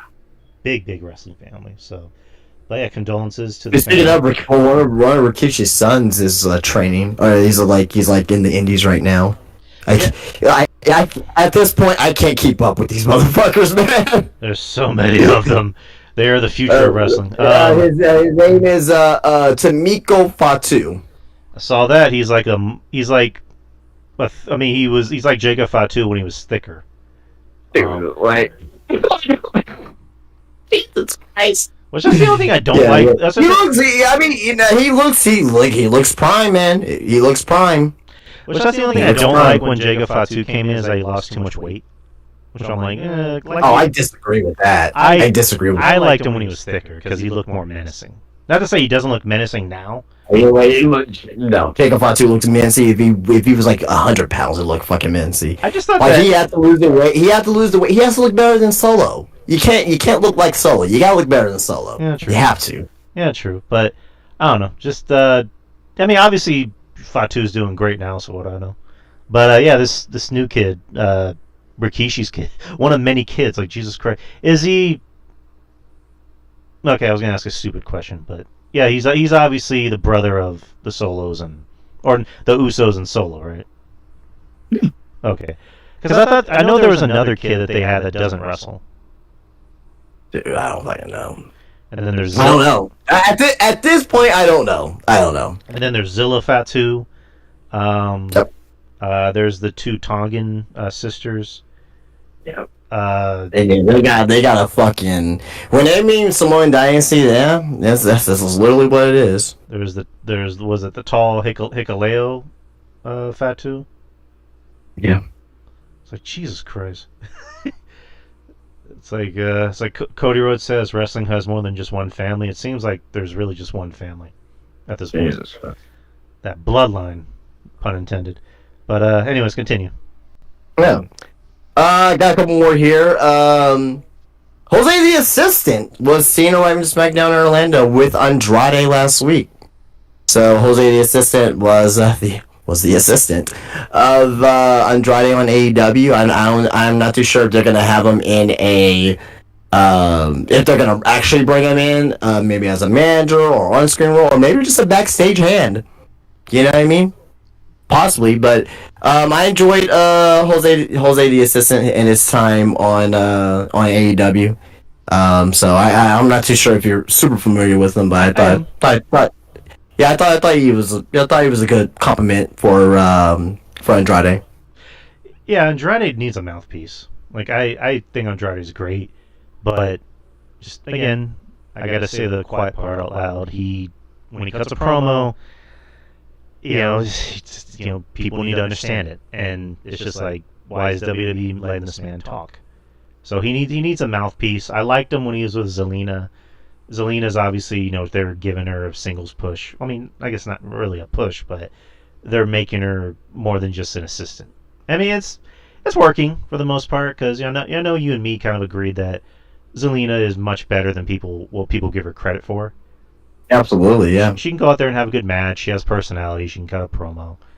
But yeah, if this is true that they're bringing in this guy back from AEW, I think Andrade needs it because he needs a mouthpiece. Because again, he's talented. He has the tools. It's just being able to cut a promo, and he needs a mouthpiece for that. So I'm all for this if this is the truth. Yeah. All right. Moving on. Just to keep up with the New Japan G1. Wasn't expecting this, but Zack Sabre Jr. won the fucking G1. Okay. He's gonna. Usually if you win the G1, you go and face the champion at Wrestle Kingdom, which is New Japan's WrestleMania. But he's gonna face Naito at King of Pro Wrestling, which I believe is in November. I have no idea what the fuck's going on, but I think Zack Sabre Jr. will win there. Maybe Zack Sabre Jr. versus Yota Tsuji or David Finlay. I have no idea, but yeah, I don't know. And New Japan right now, they're kind of a lull just because a lot of people fucking Osprey's gone, fucking Okada's gone, but New Japan and AEW, they're gonna have Wrestle Dynasty, I think it's called. I think that's what it's going to be called in Japan, in the Tokyo Dome.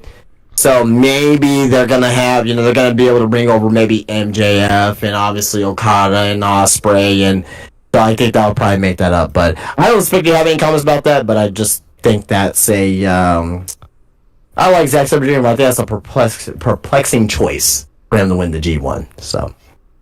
All right, moving on. We got our last two things here. Yeah.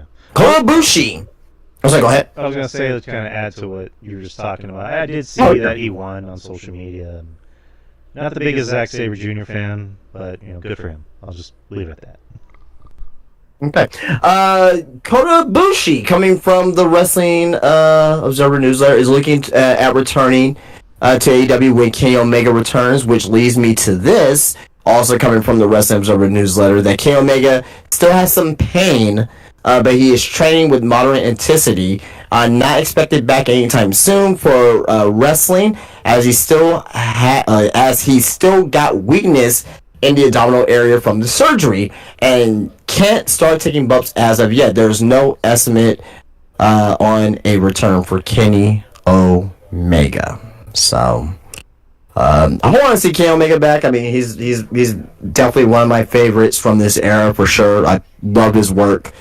Yeah, but I really hope he's back healthy. Number one, when he does come back, I hope he's healthy. But number one is to get healthy. So that's my number one concern when it comes to Kenny Omega. So, any quick thoughts about that? Again, just was never the biggest Kenny Omega fan. Just personal preference, but. For AEW, it's called All Elite Wrestling. And when you think of the Elite, you think of Kenny Omega. And just the fact that he's been gone for so long. And, I obviously wish nothing bad on the guy. I mean, I've kind of turned the corner on him as far as a person. Because lately he's been kind of he's been more rational about shit. He's been calm. Oh, he's always been rational. 100% always been rational. Well, I think lately he's been more rational, where he called out, Dave Meltzer's star ratings, where he's like, yeah, you're just giving out, 5-star, 6-star ratings to just like any match. And then talking about Roman Reigns, saying, Roman Reigns is as good as everyone says he is. So he seems like a nice guy. He seems like a more rational, nice guy when he's away from the Elite, the Young Bucks. So I mean, you always become a product of your environment.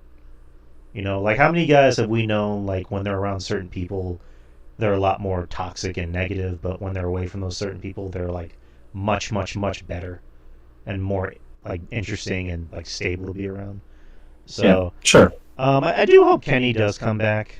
I kind of hope when he does come back that he tones down his style, because I think that's kind of what played into his injuries. Yeah, I do. I wish nothing but the best for Kenny Omega. All right, good. Last thing, I'm gonna name these wrestlers to you. All right. I'm gonna name these names to you, and I want you to tell me what they have in common. Okay. Okay. This is funny. JBL. Okay. Mark Jindrak. Okay. Dolph Ziggler, Nick Nemeth. Jinder Mahal, Jeff Jarrett, Satnam Singh, Matt Riddle, Vampiro, Rey Mysterio, Vikingo, Conan, and Alberto Del Rio. What do all those names have in common? I was gonna say they've been the United States champion, but I don't know if a few of them have been. I know JBL was at that AAA show with Dolph. So yes, that's what it is. All these names were at Triple Mania 32 this past weekend. Triple Mania, guys, if you have not seen it, any Triple Mania, it is a spectacle.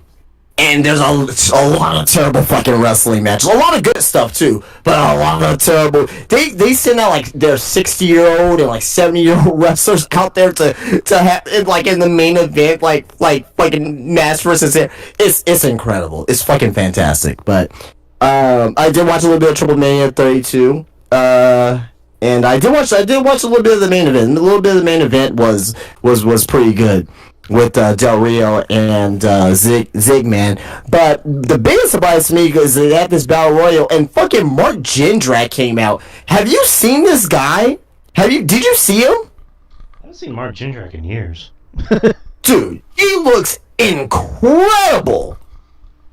Incredible. Like I'm gonna put a he looks incredible, man. I'm like it looks, man, I swear to God, it looks like he hasn't missed a fucking day. He can WWE needs to pick this guy up right the fuck now. You probably need to, that's obviously not the right one, but just click on that tweet and you'll see it. But like, holy shit. He looks fantastic. Hold up. Let me pull that up real quick. He looks great. I need to open the tweet. Yeah. Holy shit. Marco Court. I thought that was an old photo. That's him now? Yes! Jesus Christ. Yeah, I'm like, this guy looks fucking, man, Jesus, man. Like, it doesn't take that, it takes a lot for me to be impressed by someone's physique, in wrestling, because, like, I'm desensitized to it, but for him not to, like, he moves well, too. Like, he's still moving around the ring, like, yeah, man, he's 47 years old. 47 years old, man. 47 years old. You know what I mean? But, like, I don't expect, like, WWE to pick him up, but, like, fuck, like, maybe WWE, like, some of the wrestlers need to know, like, his training regimen or whatnot, but, like, he's over there still doing leapfrogs and shit in this fucking Battle Royal, like, oh, man. Yeah, anyway. The reflection of perfection. Anyway, that was Mark Jindrak, though. Mark Jindrak, and that was Triple Mania 32, so, if you missed this year's, yeah, check out next year. Like, you gotta watch it. You have to watch it. It's just one of those shows that you just have to watch. Just turn your brain off and fucking watch it. It's a bunch of fucking bollocks, and I love it. Nice. So, is that all the news? Yes. All right. I just have ratings. There's something else I want to do, but we're kind of running short on time. So let me just do ratings real quick, and then we'll call it a night. Let me start with last Friday. Last Friday. So Friday Night SmackDown from August 16th drew 2.252 million and a .61 in the demo. The week prior, they were 2.269 and a .64 in the demo, so they had a slight drop in the main rating, and also their demo. AW Rampage from August the 16th drew a 295 and a .10 in the demo. Last week they were a 219 and a .9 in the demo, so they were slightly up in the ratings and also the demo, so good for them. Awesome. AW Collision from August the 17th drew a 406,000 and a .13 in the demo. Last week there were 370,000 in the ratings and .11 in the demo, so they were up this week. Monday Night Raw from August 19th drew a 1.641 in the demo and a 1.641 in the main rating and a .50 in the demo. Last week there were 1.890 and a .63, so kind of a pretty big downfall, or not downfall, but drop. Were there any like games on or anything on Monday? No. Okay. When's football coming back? I think college starts back in the next 3 weeks, and after that, NFL the following week. Which I forgot to mention, Pat McAfee last Monday was his last Raw, or not last Raw like in general, but last Raw because he will be calling college football and NFL. So he will be gone until January. He'll more than likely be back for the first Raw of January, or the first Raw on Netflix. So who's the guy that they hired? The announcer? Joe Tessitore. Right, I believe he's starting next Monday. Right. And then NXT from last night, August the 20th, drew a 639,000 and a .16 in the demo. Last week they were 617 and .17 in the demo. So they were up in the rating. They were slightly off in the demo. So good for NXT. What is it next? Not next, but I think, was it 3 weeks is when SmackDown moves to USA. Was it September 13th? Believe so. And then Raw, no, not Raw, but NXT goes to CW on October 1st. And then, of course... Well, no, I don't think it's September 13th because they're moving to Tuesdays, no? Hold on. I'm confused. I'll look it up. Just go ahead. I'll look it up. Well, that was the end. That was all. That was the ratings. Okay. And then, actually, I think we have time to do this. So this is kind of like a little fun tidbit I wanted to do.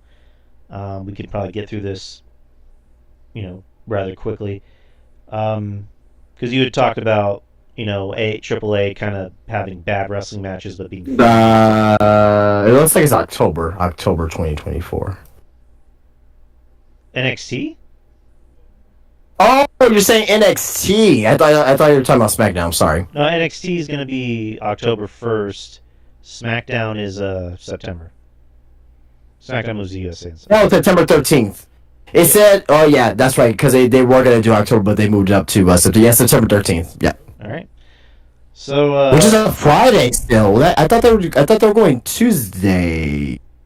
Well, NXT's still on Tuesdays. I thought they were moving to Wednesdays. I thought so too. I thought, all right, whatever.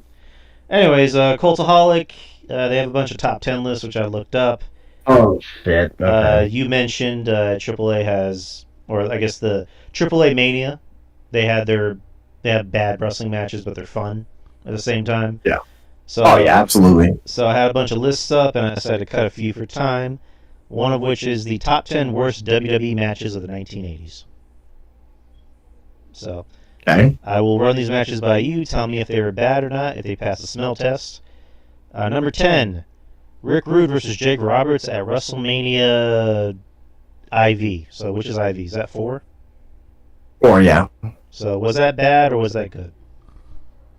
The whole show was bad because of the tournament. But that match specifically, was it bad? Yes. The whole show was bad.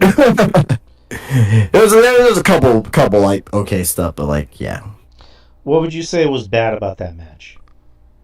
The fact that it was like 5 minutes.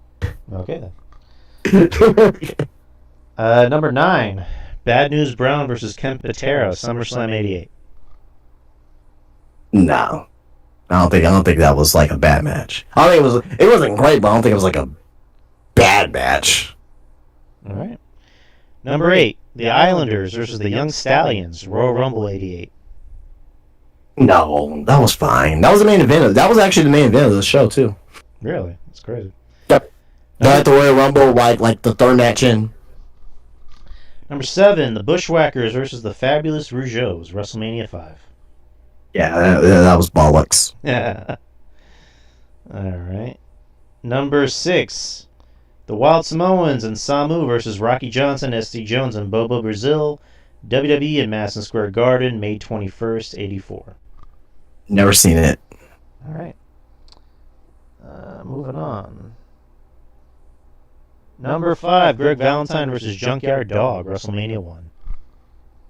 No, it wasn't a bad match. You got a lot of people are trying to compare like matches back then to today's wrestling. You can't do that. The match was fine. I mean, I think like because it ended by count out and like it was for the IC title or whatever, and but a lot of people wanted Junkyard Dog to win, but which I thought he should have won, but yeah, whatever. No, it wasn't a bad match. It wasn't great either, but it wasn't bad. Number 4, Randy Savage versus George Steele, Saturday Night's Main Event, January 3rd, '87. Yeah. All right. Bunch of bullock shenanigans, but it wasn't a bad match. Number 3, The Ultimate Warrior versus Andre the Giant, Saturday Night's Main Event, November 25th, '89. That was a little bit of a rough match. I don't know if I'll put that. I don't know if that's like top 10 worst matches of the days, but it was probably one of the worst. It was probably the worst match of that evening for sure. Number 2, Hulk Hogan versus Andre the Giant, WrestleMania 4.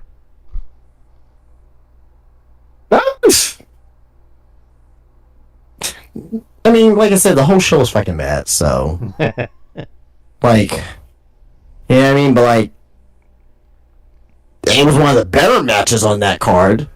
Right. But yeah.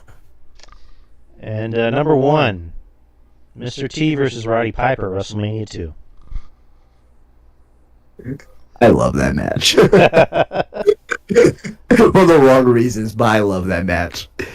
It's like you're kayfabe in a fucking boxing match. Like of course it's gonna suck. They just started like throwing haymakers at each other at the like it was like around like 4 or 5, and like they just start throwing unprotected haymakers at each other and not going down. Of course it's gonna be bad. But that's why I love it. I expect it to be bad. Right, but that was on Cultaholics, people. I didn't actually look at the list. I wanted this to be a surprise, but that is the show, people. We are done. That's 2 hours even. We're going to call it a night. Thank you to everybody that did show up, everybody on YouTube that did take the time to watch the show, leave a comment. And we will see y'all this Sunday for All In. We will be back here January, or not January. Why did I say January? We will be back here. Oh, no. You're like 5 months ahead, brother. Yeah, I'm thinking long-term storytelling, my friend. No, we will be here this Sunday at 7:30 p.m. Central Time. I'm gonna try and get an extra guy on just so we can like have a big show discussing this big show this Sunday. But yeah, people. Justin, tell everybody about Spinebuster Tees. You guys know where to find me, Spinebuster Tees, spinebustertees.com. Go and get an array of great wrestling design t-shirts, including the Justin Droid wrestling t-shirt, also including the I Am Pro Wrestling t-shirt, also the Hardcore wrestling t-shirt, the Women's of Pro Wrestling t-shirt. All great designs on spinebustertees.com. Yeah, go and get you a t-shirt. If you love professional wrestling, you got great designs on there. What you can wear on public. They're very soft. They're very comfortable. You will not be disappointed. I guarantee you that. And you can also find my shirts at Spinebuster Tees at Wonderland of the Americas inside, also known as Crossroads Mall here in San Antonio, Texas. Come and grab yourself not only t-shirts but action figures, Funko Pops, keychains, socks, lucha masks, hats, trading cards, autograph 8x10s, vintage magazines. I got it all inside of my lovely establishment. And also as well, you can follow me on Instagram, IG, Spinebuster Tees. Keep up to date with me with everything I'm doing in the shop. And also as well, I'll quickly plug this. I'll be doing a podcast. I already did the podcast already, but it should be up, I think, tomorrow or the next day. Tall Can Listening on YouTube. Tall Can Listening on YouTube. I actually did a podcast where I talked about an array of things, raunchy stuff, but also how I started my business and all that stuff. So if you care to listen to that, if you care about me, I very much so appreciate that. So, Spinebuster Tees on Instagram, Spinebuster Tees at the Wonderland of the Americas, and SpinebusterTees.com. Yeah, make sure when that does come out, send me a link. I want to listen to that. And then where to find me, DY Experience at Twitter X. I still call it Twitter. Instagram. There's also a Facebook page, and also the YouTube. Get those subscriptions up. Like, subscribe, follow, share, do whatever you please. Also, I probably should be promoting this more. Go to iTunes, leave a review. Leave a review for the show, even if I think Justin's camera froze. Anyway, leave a review for the show. If you want to just leave a star rating, if you want to just say I like the show, yada yada yada. Do what you please, and do the same thing on Spotify. But and then just shout out to everybody who supports the show and who's friends of ours and who has our backs. Of course, shout out to Mish, who gave us the platform to do this show. But just thank you to everybody, and we will be seeing y'all this Sunday for All In. And yeah. So what else can I say but peace? And have a good weekend. And we'll talk to you soon. Laters.